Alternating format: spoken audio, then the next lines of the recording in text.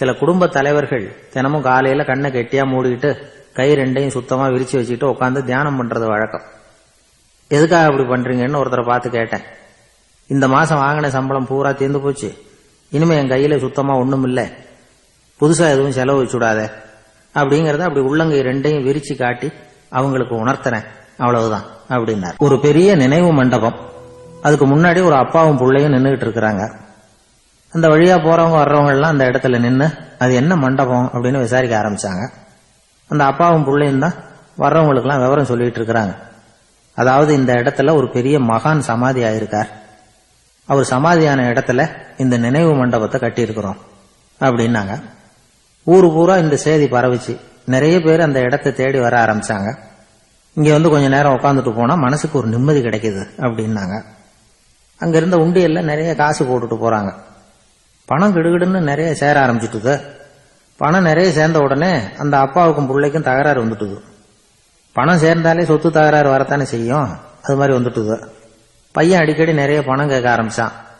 அப்பா பார்த்தார், யோசனை பண்ணார், ஒரு முடிவுக்கு வந்தார். ஒரு நாள் பையனை கூப்பிட்டார், இதை பாருப்பா, நமக்குள்ள தகராறு வேணாம், அப்பாவும் பிள்ளையும் இப்படி சண்டை போட்டுக்கிட்டா பாக்குறவங்க தப்பா நினைப்பாங்க, அதனால நமக்குள்ள சமரசமா இதை தீர்த்துக்குவோம், என்ன சொல்ற அப்படின்னார் அப்பா. சரி நான் பையன். உடனே அந்த அப்பா என்ன பண்ணார் தெரியுமா, மகன் கிட்ட கொஞ்சம் பணத்தை கொடுத்தார், தன்கிட்ட இருந்த ஒரு கழுதையையும் கொடுத்தார். இதை வச்சு நீ பொழைச்சிக்கோ அப்படின்னு சொல்லி அனுப்பி வச்சுட்டார். மகன் அந்த கழுதையை இழுத்துக்கிட்டு அடுத்த ஊருக்கு போனான். வழியிலேயே அந்த கழுதை செத்து போச்சு.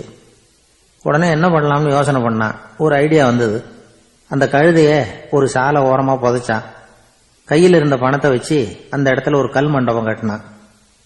அந்த வழியா 2 பேர் வந்தாங்க. இது என்ன மண்டபம்னு விசாரிச்சாங்க. இந்த இடத்துல ஒரு பெரிய மகான் சமாதி ஆயிருக்கிறார் அப்படின்னா. இந்த செய்தி ஊர் பூரா பரவ ஆரம்பிச்சுட்டுது. நிறைய பேர் வந்து போக ஆரம்பிச்சாங்க. இங்க வந்தா மனசுக்கு ஒரு பெரிய நிம்மதி கிடைக்குது அப்படின்னு வேற சொல்ல ஆரம்பிச்சாங்க. வர வர கூட்டம் அதிகமா வர ஆரம்பிச்சுட்டுது. உண்டியல்ல பணம் நிறைய சேர்ந்துட்டுது. நகையெல்லாம் கூட கழட்டி காணிக்கையா போட ஆரம்பிச்சுட்டாங்க. அப்பாவை விட மகன் பெரிய ஆளாயிட்டான். இதை கேள்விப்பட்டார் அப்பா. பையனை பார்த்துட்டு வரலாம்னு ஒரு நாள் புறப்பட்டு வந்தார். பையன் ஓஹோன்னு இருக்கிறான். பங்களா, காரு எல்லாம் வந்துட்டுது. எப்படிடா இந்த அளவுக்கு ஆனே அப்படின்னு விசாரிச்சார். அப்பா, எல்லாம் உங்க ஆசீர்வாதம் தான், நீங்க கொடுத்த மூலதனத்தை வச்சுதான் இவ்வளவும் சம்பாதிச்சேன் அப்படின்னு நான் பையன். அது எப்படிடான்னு விசாரிச்சார். அப்பா, நீங்க ஒரு கழுத குட்டியும் கொஞ்சம் பணமும் என்கிட்ட கொடுத்து அனுப்பி வச்சிங்க, அதை எடுத்துக்கிட்டு வந்தேன். வர்ற வழியில அந்த கழுதை செத்து போச்சு.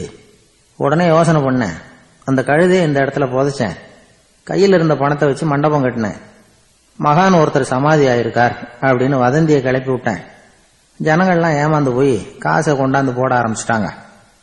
நான் பொழைச்சிக்கிட்டு இருக்கிறேன் அப்படின்னா. இப்பதான்டா நீ என் புள்ள அப்படின்னு சொல்லி சந்தோஷப்பட்டாரான் அந்த அப்பா. ஏன் அப்படி சொல்றீங்கன்னு கேட்டிருக்கான் பையன். கழுத குட்டியை புதைச்சி மண்டபம் கட்டி இருக்கிற நீ, ஏற்கனவே நம்ம ஊர்ல நாம கட்டி இருக்கிறோமே மண்டபம், அது இந்த கழுதையோட அம்மாவை புதைச்ச இடம். மகான் சமாதி ஆயிருக்காருன்னு நானும் சும்மா கப்சா தான் விட்டுக்கிட்டு இருக்கேன் அப்படின்னாராம் அப்பா.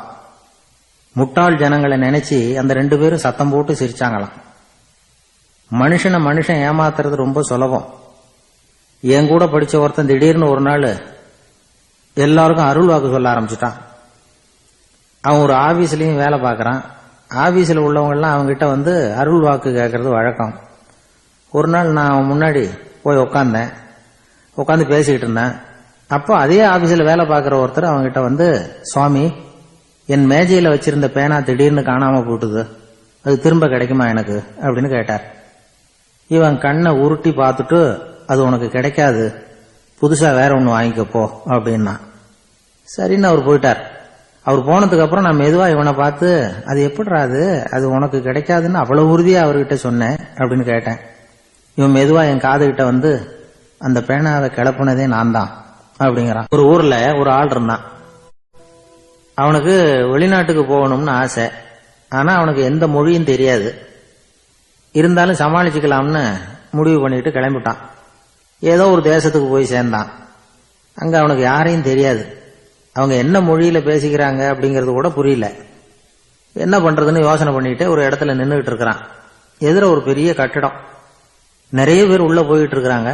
இவனும் அவங்க பின்னாடியே உள்ள போனான். ஒரு பெரிய அறை, அலங்காரம்லாம் பண்ணி வச்சிருக்கிறாங்க. நிறைய பேர் சாப்பிட்றதுக்காக உட்காந்துருக்குறாங்க. இவனுக்கு நல்ல பசி, அதனால இவனும் உட்காந்தான். சாப்பாடு போட்டாங்க, சாப்பிட்டான். அன்பான உபசரிப்பு.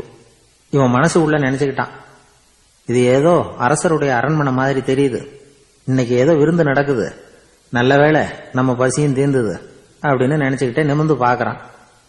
சாப்பாடு பரிமாறினவன் எதிரில் ரொம்ப பணிவோட முதுக வளைச்சி வணக்கம் தெரிவிச்சான். இவனும் எழுந்திருச்சு நின்று முதுக வளைச்சி வணக்கம் தெரிவிச்சான். ரொம்ப நன்றின்னா. அவன் ஒரு சீட்டை இவன் கையில கொடுத்தான். இவன் அதை வாங்கி பாக்குறான், என்ன எழுதியிருக்குன்னு ஒன்னும் புரியல. சரி, இந்த நாட்டில் தங்களுடைய நன்றியை சீட்டில் எழுதி தான் கொடுப்பாங்க போல இருக்கு அப்படின்னு நினைச்சுக்கிட்டு மறுபடியும் நன்றின்னா. ஆனா அவன் காசை கொடுங்கன்னா. ஏன்னா அது ஒரு ஹோட்டல், இவன் சாப்பிட்டதுக்கான பில் அது. இவன் அதை புரிஞ்சிக்கவே இல்லை. நன்றின்னு அந்த சீட்டில் எழுதி கொடுக்குறாங்க போல இருக்கு அப்படின்னு நினைச்சுக்கிட்டு அதை வாங்கி சட்டை பையில பத்திரமா வச்சுக்கிட்டு, பரவாயில்லைங்க ரொம்ப மகிழ்ச்சின்னா. ஒரு வெளிநாட்டுக்காரனுக்கு இவ்வளவு தூரம் மரியாதை பண்றீங்களே, எங்க ஊருக்கு போனதும் உங்களை பத்தி நிறைய சொல்லுவேன் அப்படின்னா. இவன் என்ன சொல்றான்னு அவனுக்கு புரியல. இவனை பிடிச்சி அழைச்சிட்டு போய் முதலாளி முன்னாடி நிறுத்தினான். நாம சொன்னதுல இவனுக்கு ரொம்ப பெருமையா இருக்கணும் போல இருக்கு, அதுதான் பெரிய இடத்துக்கு அழைச்சிட்டு வந்திருக்கிறான் அப்படின்னு இவன் நினைச்சுக்கிறான். அவரும் பில்லுக்கான பணத்தை கொடுங்கிறாரு. பரவாயில்லைங்க ரொம்ப மகிழ்ச்சி நன்றிங்கிறான் இவன். அவரு பார்த்தார், இவனை நீதிமன்றத்துக்கு அனுப்பி வச்சுட்டார். இவன் என்ன நினைச்சுக்கிட்டான், நம்மளை இந்த ஊர் ராஜா முன்னாடியே அழைச்சிக்கிட்டு வந்து நிறுத்தி இருக்கிறாங்க போல இருக்கு, என்ன ஒரு பெருந்தன்மை அப்படின்னு நினைச்சுக்கிறான். நீதிபதி சொன்னார், சாப்பிட்டதுக்கான பணத்தை கொடுத்துரு, இல்லைன்னா அதுக்கான தண்டனை அனுபவிக்க வேண்டி இருக்கும்னார். ராஜாவே நமக்கு நன்றி சொல்றாரு போல இருக்கு அப்படின்னு நினைச்சுக்கிறான் இவன். என் மகிழ்ச்சிக்கு எல்லையே இல்லைங்க அப்படின்னா. அவரு பார்த்தார், இவனுக்கு தண்டனை கொடுக்க வேண்டியதுதான் அப்படின்னு முடிவு பண்ணார். உடனே தீர்ப்பு எழுதினார். இவனை கழுதையில பின்புறமா உட்கார வைங்க, இவன் ஒரு மோசடிக்காரன் அப்படின்னு ஒரு போர்டு எழுதி அவன் கழுத்துல மாட்டுங்க, அப்புறம் அந்த கழுதையை ஊரு பூரா விரட்டுங்க அப்படின்னார். இவனுக்கு தான் மொழி புரியலையே, ஏதோ நடக்குது அப்படிங்கிறது மட்டும் புரியுது. எல்லாரும் சேர்ந்து இவனை ஒரு கழுதை மேல உட்கார வச்சாங்க.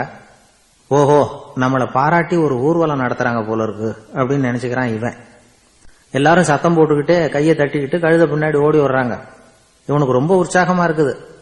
எல்லாருக்கும் கை கூப்பி வணக்கம் சொல்லிக்கிட்டே போறான். கூட்டத்துல திடீர்னு ஒரு தெரிஞ்ச முகம் தெரியுது. அவனுடைய தேசத்தை சேர்ந்த ஒரு ஆள் அவன். அவனை பார்த்ததும் இவனுக்கு ரொம்ப உற்சாகம். நம்ம ஊருக்கு போனதும் இங்க நமக்கு கிடைச்ச மரியாதையெல்லாம் உண்மைதான்னு சொல்றதுக்கு ஒரு சாட்சியும் கிடைச்சுட்டுது அப்படின்னு நினைச்சுக்கிறான். அவனை பார்த்து கத்தனான், நல்லா பாத்துக்க, இந்த ஊர் மக்கள் எனக்கு எப்படிப்பட்ட வரவேற்பு கொடுக்குறாங்கிறத நல்லா கவனிச்சுக்கோ அப்படிங்கிறான். அவனுக்கு அவமானமா போட்டுது. தலையை குனிஞ்சுக்கிட்டே நழுவி போயிட்டான்.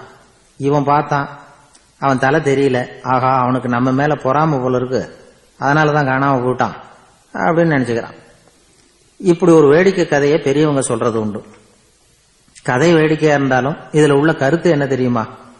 அந்த கழுத மேல உட்கார்ந்து இருக்கிறானே, அது மாதிரிதான் நாமளும் அகங்காரம்ங்கிற கழுத மேல உட்கார்ந்துகிட்டு இருக்கோமா. நாமளும் கிட்டத்தட்ட அதே மாதிரி பிரம்மையில தான் இருக்கிறோமா. என்ன நடக்குதுங்கிறதே புரியறது இல்ல. அகங்காரத்துல பேசுறவனுக்கும் சித்த சுவாதீனம் இல்லாம பேசுறவனுக்கும் அதிக வித்தியாசம் இருக்கிறது இல்ல. அது மாதிரி ஒருத்தன் தன்னுடைய வீட்டை சுத்தி சேற்ற வாரி அரைச்சிக்கிட்டு இருந்தானா. அந்த வழியா வந்த ஒரு பெரியவர் அதை பார்த்திருக்கார். என்னப்பா பண்ணிட்டு இருக்கிற அப்படின்னு கேட்டாராம். கழுதைகளை விரட்டிக்கிட்டு இருக்கிறேன் அப்படின்னானா.